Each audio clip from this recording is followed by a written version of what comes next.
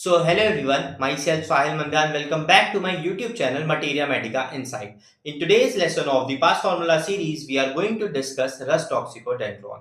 So, without any further delay, let's get right dive into the lecture. Rus toxicodendron, common name क्या है? Poison oak, proved by sir Hahnemann. Family क्या है? एनाकार्डेसिएई. ठीक है. Introduction में 3 points important है. Rhus is a native medicine of the North America. Rhus कहाँ की मेडिसिन है? नॉर्थ अमेरिकन मेडिसिन है. One of those most valuable medicine which we owe to the domestic practice of the North American Indian. सबसे पहले इस medicine का use कहाँ किया जाता था? नॉर्थ अमेरिका में इंडियंस के द्वारा इसका यूज किया जाता था. ओव मीन्स क्या होता है? हम नॉर्थ अमेरिकन इंडियंस के लिए थैंकफुल हैं. ठीक है, आगे बढ़ते हैं. हेनेमैन सर ने मटीरिया मेडिका प्यूरा वाली बुक में इसके बारे में डिस्कस किया है और इसके बहुत सारे कैरेक्टरिस्टिक पेक्यूलियर सिम्टम्स बताए हैं. ठीक है. Medicine as a remarkable and valuable medicinal substance. ठीक है. There are other member of Rhus families which are also used in homeopathic therapeutics. ऐसा बिल्कुल भी नहीं है कि रस फैमिली में सिर्फ रस टॉक्सिकोडेंड्रॉन है. इसकी बहुत सारी मेडिसिन है रस फैमिली की जो कि होम्योपैथिक थेराप्यूटिक्स में इसके बहुत ज्यादा यूज हमें देखने को मिलता है. क्लिनिकल्स की बात करते हैं. फीवर के केस में, डेंगू फीवर के केस में, abortion, cough, cyanosis, eczema is an skin disease, headache, gout, eye and ear affection, menstrual disorder, sleep, sprain, tongue infection, paralysis, rheumatism, lumbago, measles, restlessness most important है. Sciatica के case में हमें देखने को मिलती है. डायरिया और डिसेंट्री के भी केस में हमें देखने को मिलता है इसका अफेक्ट. स्फीयर ऑफ एक्शन की बात करते हैं. मोस्ट प्रीडोमिनेंटली कहां इफेक्ट करती है? ऑर्गन ऑफ एनिमल लाइफ पे. Upon the mucous membrane, lymphatic glands, skin, muscular tissue, components part of joints like ligament, fibrous tissue, tendons, etc. वहां पर ये एक्ट करती है. पैथोजेनेसिस की बात करें, bye it's action it produces a condition of primary irritation of serious membrane. तो serious membrane क्या होती है? जैसे लंग की आउटर कवरिंग पे प्लूरल मेम्ब्रेन होती है तो वो सीरियस मेम्ब्रेन है. हार्ट की आउटर कवरिंग पे पेराकार्डियम होती है तो वो सीरियस मेम्ब्रेन है. विच में प्रोसीड टू इन्फ्लामेशन और if it stops it produces a serious discharge, effusion and oedema. Oedema means swelling, inflammation. Effusion means क्या होता है? लीकेज, डिस्चार्ज होना उस पार्ट से, उस पर्टिकुलर टिश्यू से डिस्चार्ज होना. On the skin it produces rheumatoid inflammation. Rheumatoid inflammation क्या होता है? ऑटो इम्यून डिजीज है. ऑटो इम्यून डिजीज है जो कि अपना ही इम्यून सिस्टम अपने ही जॉइंट्स पे एक्शन हमें देखने को मिलता है. इरप्शंस, बर्निंग एंड इचिंग भी हमें देखने को मिलती है. The lymph gland through out the body enlarge and inflame under the influence of rust shocks. Lymph glands की हमें क्या देखने को मिलती है? इन्फ्लामेशन. उनकी साइज हमें enlarge होते हुए देखने को मिलती है. When circulatory system become the seat of its action, it causes a state of blood poisoning, typhoid-like symptoms and febrile disturbance. ठीक है. जब इसका एक्शन सर्कुलेटरी सिस्टम पे होता है तो हमें क्या क्या देखने को मिलता है? हमें ब्लड पॉइजनिंग जैसी चीजें देखने को मिलती है. Symptoms and febrile disturbance. Febrile disturbance क्या होता है? फिब्राइल डिस्टर्बेंस मींस हमें फीवर लाइक सिम्टम्स देखने को मिलते हैं. इसीलिए यहाँ पे इंटरमिटेंट फीवर की बात की गई है. Etcetera are also noticed. हमें ये सारी चीजें देखने को मिलती है. ठीक है. कॉन्स्टिट्यूशन की बात करते हैं कि पेशेंट का फिजिकल मेकअप क्या होगा, relation with hot and cold कैसा होगा, सोरा क्या होगा, मियाज्म क्या होगा. मियाज्म क्या है? Psora in the background of all troubles. Relation with heat and cold क्या है? वेरी चिली पेशेंट मींस इसे ठंड से दिक्कत होगी. Even open air is intolerable. अब क्योंकि रस टॉक्सिकोडेंड्रॉन एक एक्यूट रेमेडी है तो इसका जो फिजिकल मेकअप है इतना इंपॉर्टेंट नहीं है. यही चीज हमें यहाँ पे देखने को मिलती है. More or less an acute remedy. The physical makeup और temperament is not of much importance. However the patient is very chilly, हमने देख लिया. इजिली ससेप्टेबल टू कोल्ड, जैसा हमने यहाँ पे देखा कि ओपन एयर इंटॉलरेबल है. And aggravated by cold in general. ठीक है. डायथेसिस क्या है? ड्रूमेटिक एंड गाउटी डायथेसिस हमें देखने को मिलती है. अब हम अपने आते हैं मोस्ट इंपॉर्टेंट पार्ट पे जो कि है guiding symptoms. One by one मैं सारे गाइडिंग सिम्टम्स आपको एक्सप्लेन करूंगा. ठीक है. It is one of the nest triose of restlessness medicine. हमने ये चीज एकोनाइटम नेपलेस में भी देखी थी। ठीक है, और कौन कौन सी थी? आर्सेनिक, एकोनाइट और रस्टॉक्स थी, 3 थी। Can not stay in one place, must change position frequently to obtain relief. Means इसे आराम कैसे मिलता है? एक जगह से दूसरी जगह पे मूव करने से, पोजीशन चेंज करने से इसे आराम मिलता है। किस चीज से आराम मिलता है?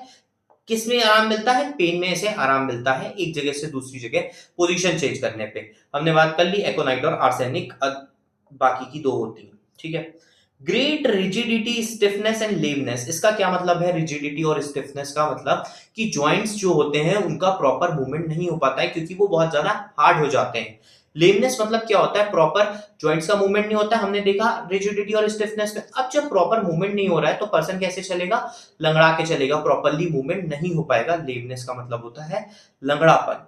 ठीक है, and pain are experienced on first moving the joint after rest and or on walking up in the morning, relieved by walking और continued motion से इसे आराम मिलता है।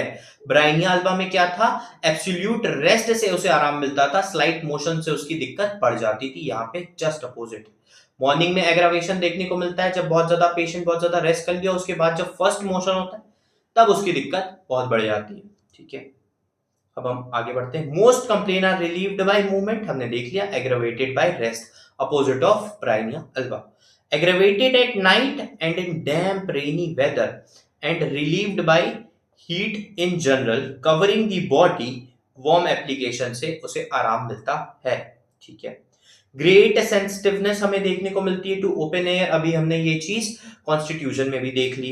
Putting the hand outside from under the bed cover brings on cough. इस statement का ये मतलब है जैसे अगर पर्सन कोई सो रहा है या वो उसने अपने बॉडी को कवर किया हुआ है, अगर उसका एक आर्म भी बाहर चला जाता है तो उसे ठंड लग जाती है, उसे कोल्ड की सिचुएशन हो जाती है। टंग कैसी होती है? मोस्ट पेक्यूलियर सिम्टम है ट्रायंगुलर रेड टिप टंग होगी with imprint of teeth over the tongue and bitter taste in the mouth. ठीक है, डिजायर क्या होगा? कोल्ड मिल्क की डिजायर होगी विच रिलीव गैस्ट्रिक कंप्लेंट। अब यहाँ पे आयोडियम की बात की गई है और ग्रेफाइटिस की बात की गई है। आयोडियम में क्या होता है? उसको कोल्ड मिल्क से डिजायर होता है, लेकिन ग्रेफाइटिस में वार्म मिल्क से उसकी गैस्ट्रिक सिम्टम्स में आराम मिलता है। रक्सटॉक्स और आयोडियम में किससे आराम मिलता है? कोल्ड मिल्क से। ग्रेफाइटिस में वार्म मिल्क के उसको गैस्ट्रिक सिम्टम्स में आराम मिलता है। ठीक है, लाइक कॉन्स्टिपेशन से उसे आराम मिलेगा। ठीक है, great apprehension at night. Great apprehension at night का मतलब क्या होता है? Apprehension means fear. Can not remain in bed in one position means वो बहुत ज्यादा रेस्टलेस है तो वो एक जगह पे नहीं रह पाएगा। एप्रीहेंशन मींस मैं यहाँ पे लिख देता हूँ फियर। उसे बहुत ज्यादा डर लगता है रात के टाइम पे और वो बहुत ज्यादा रेस्टलेस भी है तो वो एक जगह पे नहीं रह पाता है, वो अपनी पोजीशन चेंज करता रहता है। Desire for sweet beef oyster, aversion to meat and liquor. ठीक है, सो अब हमें पता है कि पर्सन को रिलीफ कैसे मिल रहा है? मूवमेंट से रिलीफ मिल रहा है, जो कि पॉइंट हमने यहां देखा। पेशेंट को रिलीफ कैसे मिल रहा है? मूवमेंट से उसे रिलीफ मिल रहा है। तो हम मान लेते हैं जो पर्सन है वो रिलीफ के लिए बार बार मूवमेंट कर रहा है स्टेयर पे, और हमारा स्टेयर ही निमोनिक है इस मेडिसिन के लिए। तो अब हम देख लेते हैं एस से क्या है? Sensitiveness, great sensitiveness. ठीक है, टी से क्या है? रेड टिप टंग, ट्रायंगुलर रेड टिप टंग हमें देखने को मिल रही है। ए से क्या है? एप्रीहेंशन हमें देखने को मिल रहा है। आई से क्या है? इम्प्रिंट ऑफ टीथ हमें देखने को मिल रहा है ओवर दी टंग। ठीक है, इम्प्रिंट ऑफ टीथ। आर से क्या है? मोस्ट इंपॉर्टेंट सिम्टम रेस्टलेसनेस हमें देखने को मिल रही है। यहाँ पे अगर हम बात करें इसकी कंप्लेन बढ़ कैसे रही है, डिजायर क्या है, एवर्जन क्या है, ये सारी चीजें आप लोगों को मैंने यहाँ पे बता दी है। मैं एक बार फिर से बता देता हूँ। उसे एवर्जन किससे है? उसकी दिक्कत बढ़ कैसे रही है? मीट और लिकर से उसकी दिक्कत बढ़ रही है। उसको डिजायर किस चीज की है? ओयस्टर की डिजायर है। और उसे कोल्ड मिल्क की डिजायर है, ओयस्टर बियर स्वीट्स की डिजायर है उसे। उसकी दिक्कत बढ़ कैसे रही है? मीट और लिकर, मैंने आपको बता दिया। उसे एग्रेवेशन कैसे हो रहा है? रेस्ट से, मूवमेंट से उसे आराम मिल रहा है। नाइट में उसकी दिक्कत बढ़ जा रही है। वो स्टेटमेंट कहां? ये रहा। नाइट और डैम्प रेनी वेदर में उसकी दिक्कत बढ़ जा रही है, हीट से उसे आराम मिल रहा है, वार्म एप्लीकेशन से उसे आराम मिल रहा है। तो यहाँ पे हमने सारे गाइडिंग सिम्टम्स देख लिए। ये गाइडिंग सिम्टम था rigidity, stiffness, lameness and pen हमें देखने को मिल रहा है। First, moving the joint after rest. मान लेते हैं, इसका एक्सप्लेनेशन मैं आपको बता देता हूं कि मान लेते हैं पर्सन रात में सो रहा है और जब सुबह उठ रहा है तो जो पहला मूवमेंट है उससे उसकी दिक्कत बहुत ज्यादा बढ़ जा रही है और मॉर्निंग के टाइम पे हमें वो देखने को मिल रही है। माइंड पे आते हैं, एक्सट्रीम रेस्टलेसनेस होगी पेशेंट में with desire for continuous change of position. ठीक है, क्योंकि पर्सन बहुत ज्यादा रेस्टलेस है, वो चाहेगा वो अपनी पोजीशन बार बार चेंज करता रहे।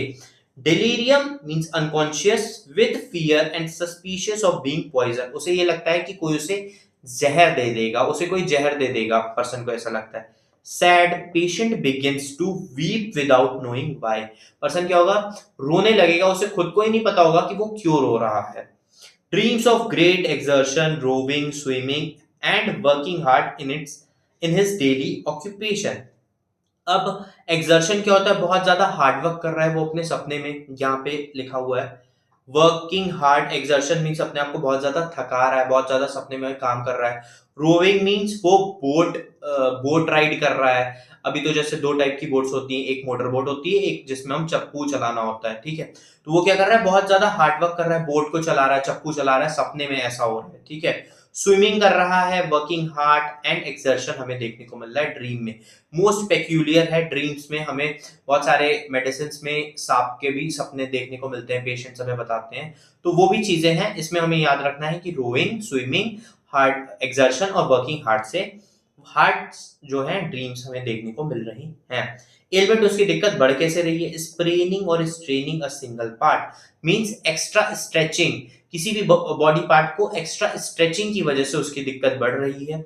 मसल और tendon, ओवरलिफ्टिंग, particularly stretching high up to reach thighs lying on the damp ground, हमने बात करी स्ट्रेचिंग की।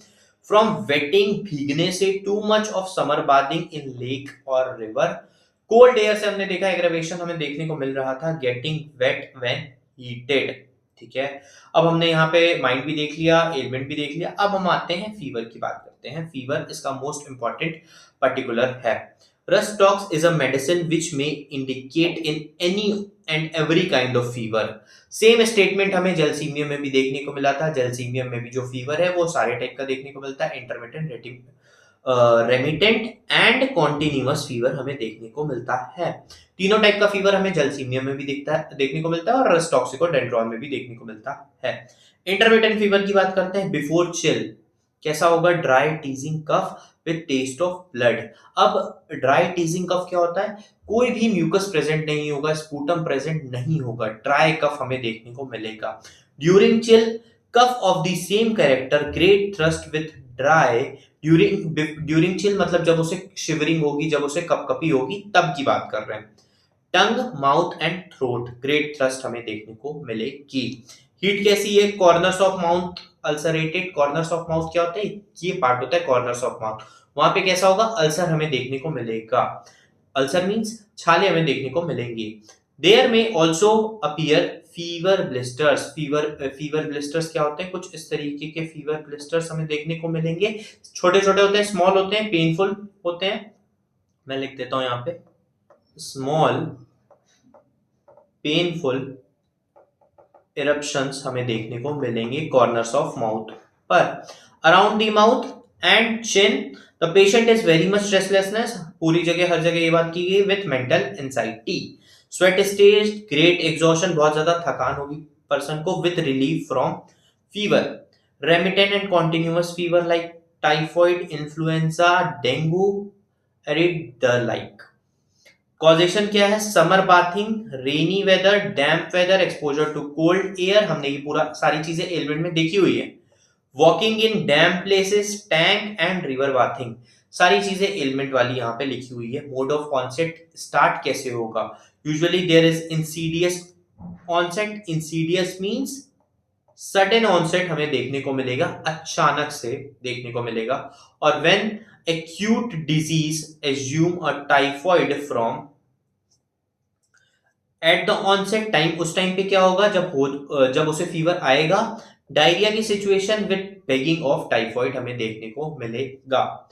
ड्यूरिंग फीवर रेस्टलेसनेस हर जगह है, can not stay in one position, must change position with often to obtain relief from pain. हमने ये चीज गाइडिंग सिम्टम के फर्स्ट पॉइंट में देखी हुई है। फ्रॉम मेंटल एंजाइटी की वजह से ऐसा है, ठीक है। आर्सेनिक में कैसा होगा हम देख लेते हैं। Fever, everything on which the patient lies seems to hard. Arnica में भी यही है। Need covering because of great sensitiveness to open air. उसे क्या होगा, कवरिंग चाहिए होगी, वो चाहेगा अपनी पूरी बॉडी कवर करके रहे, क्योंकि कोल्ड एयर से, ओपन एयर से उसे एग्रेवेशन है। अब अगर बाई चांस उसका एक आर्म या एक लेग, कोई भी बॉडी पार्ट एक्सपोज हो जाता है ओपन एयर के, तो उसे तुरंत दिक्कत होने लगेगी, उसको तुरंत एग्रेवेशन, एवर्जन हमें देखने को मिलेगा। Great sensitive to open air. Tongue कैसी होगी, having triangular red tip tongue, dry cracked, sore with imprint of teeth, हमने देखा हुआ है। Delirium, low muttering type of delirium. Delirium mean unconsciousness, low muttering means जो लोग मन में बड़बड़ाते रहते हैं, मन में ही बात करते रहते हैं बहुत ज्यादा, उन्हें कहते हैं हम लो मटरिंग। वो अनकॉन्शियस होके मन में ही बात करेगा, अपने से बड़बड़ाता रहेगा।